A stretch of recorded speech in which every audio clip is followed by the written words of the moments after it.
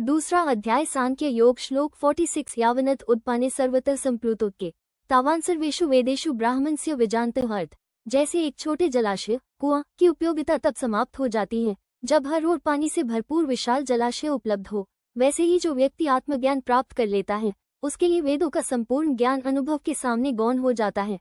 इस श्लोक में भगवान श्री कृष्ण अर्जुन को बताते हैं कि आत्मज्ञान ब्रह्म ज्ञान प्राप्त करने वाले व्यक्ति के लिए वेदों का सारा ज्ञान अपने उद्देश्य की पूर्ति कर चुका होता है।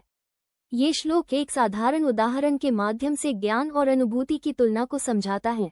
यदि हर जगह पानी से भरे बड़े जलाशय उपलब्ध हैं, तो छोटे जल स्रोतों जैसे कुएं की आवश्यकता कम हो जाती है।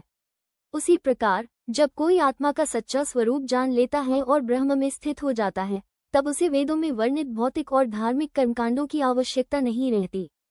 ये श्लोक कर्म ज्ञान और आत्मज्ञान के महत्व को रेखांकित करता है। वेदों में कई विधियां और कर्मकांड हैं जो जीवन को सही दिशा देने और धर्म का पालन करने के लिए बनाए गए हैं। लेकिन जब व्यक्ति आत्मा के सत्य को समझ लेता है तो वेदों के कर्मकांड केवल एक प्रारंभिक चरण की तरह प्रतीत होते हैं।